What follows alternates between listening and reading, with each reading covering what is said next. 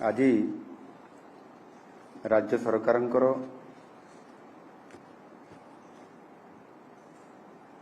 सैंतीसतम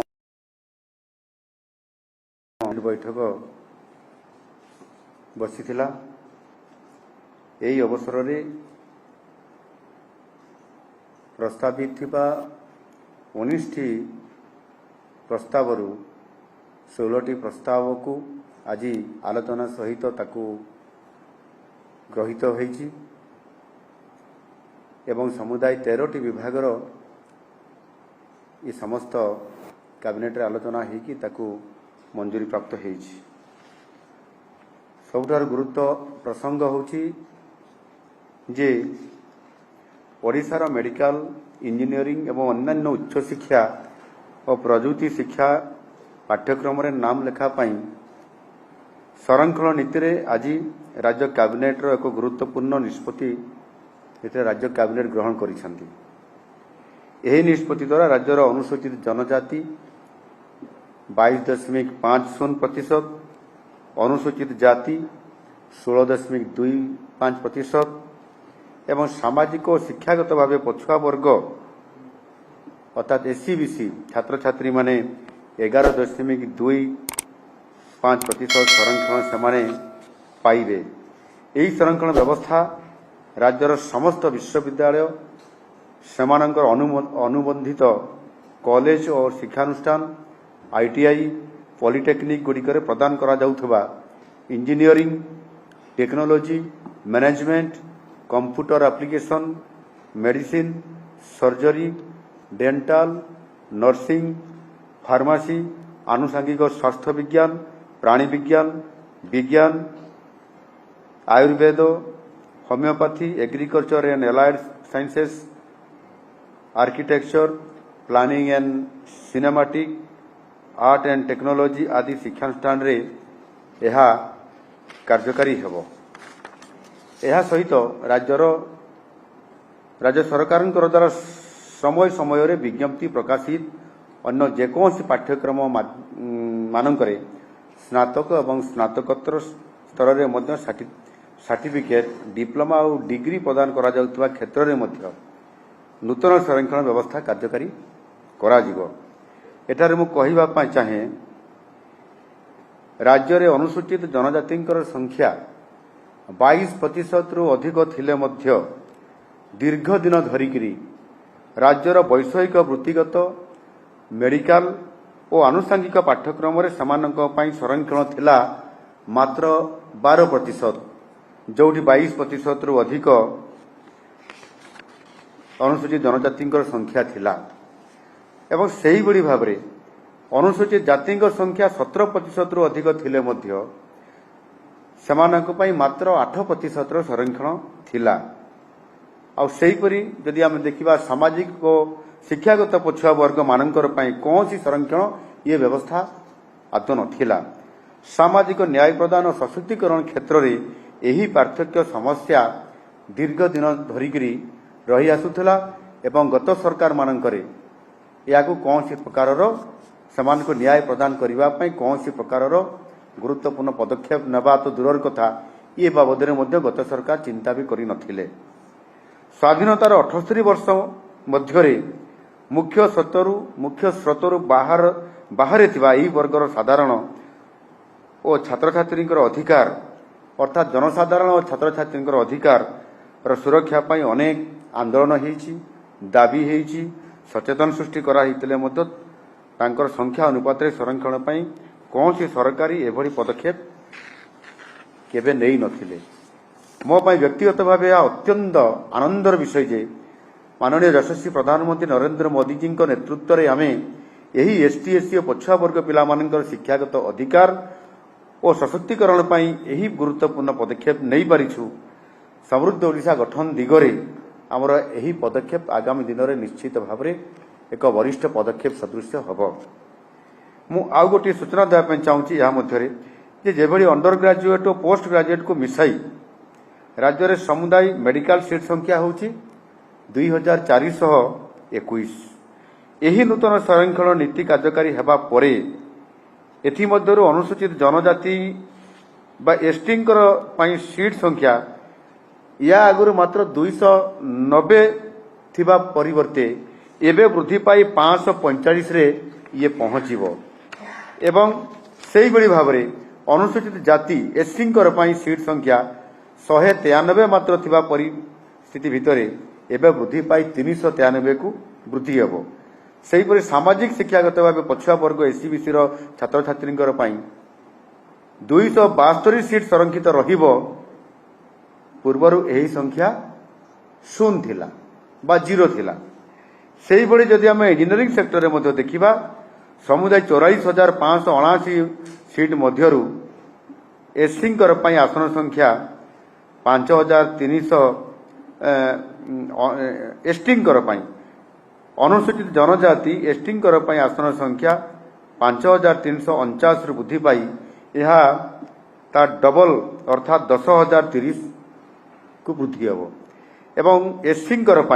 आसन संख्या जो 3,566 थिला 7,244 को ये वृद्धि पाइब एवं सामाजिक शिक्षागत पछुआ वर्ग बा एससीबीसी छात्र छात्री 5,015 सीट संरक्षित रहिबो जोटी समानकर संरक्षण सीट थिला मात्र 0 बा 0 थिला। एणु निश्चित भाव में आज अनुसूचित जनजाति अनुसूचित जाति एवं आपंकर एससीबीसी बा सामाजिक और शिक्षागत दृष्टिकोण जो माने पछुआ वर्ग थिला सेमानंकर शिक्षा क्षेत्र में मेडिकल एवं टेक्निकल वैषयिक क्षेत्र में आद्य संरक्षण एते कम थिला जे आपंकर जेते बेले चाकरी दृष्टिकोण सेमाने अधिक सीट थिले भी 22% थिले भी सेमाने मात्र 12% सीमित रहउथिले 17% एससी सीट थिले भी सेमाने मात्र 8% पाउथिले। ये दृष्टिकोण नगण्य थिला आ सेथि पई प्रति वर्ष जो संरक्षण जो सीट रखाउतला ता वैकेंसी पर वैकेंसी बढ़ु चलुतला एवं ताहा केबे भी फिलअप हेबार संभावना नथिला। अधिक पिला पाठ पढ़िले तो सीट वैकेंसी हेबो ये कथा को गत सरकार आदौ ध्यान दे नथिले एवं संपूर्ण भाव में आदिवासी एसटी एवं दलित जो माने एससी एवं आपंकर एससीबीसी जो माने सामाजिक आउ आपंकर अनग्रसर दृष्टिकोण पछुआ थे से ये अन्याय करा जायतिला। सेथिपई आम सरकार या विचार करी आज संपूर्ण भाव में से न्याय प्रदान करने सहित आगामी दिन में समृद्ध ओडिशा गठन करिबारे जो बड़ भूमिका रहिबो ता निश्चित भाव में यह गुरुत्वपूर्ण भूमिका आगामी दिन में निर्वाह करिबो। द्वितीय प्रस्तावटी अछि सेथिरे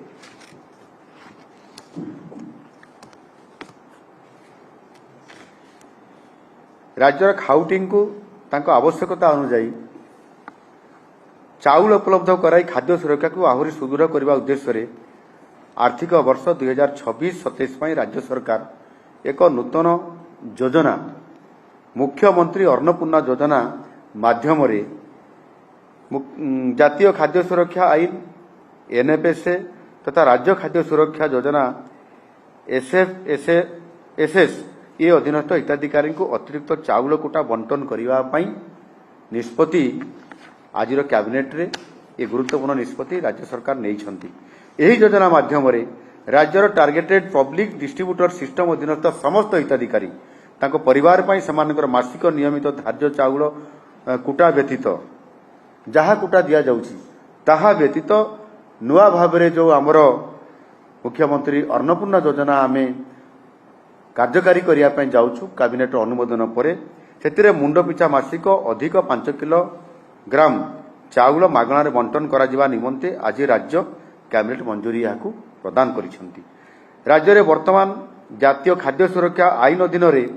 97,97,572 परिवार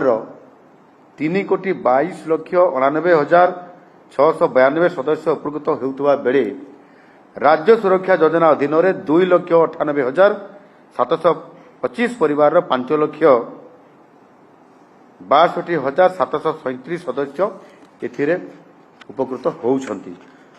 जदि आमे उभय को मिसई देबा समुदाय 1,96,297 परिवार 3,28,52,429 सदस्य एथिरे समुदाय उपकृत हेउछंती। एही समस्त हिताधिकारी वर्तमान एमाने समस्ते मुख्यमंत्री अन्नपूर्णा योजनार समस्त सुविधा पाई परिबे। ये संबंधी मासिक हाराहारी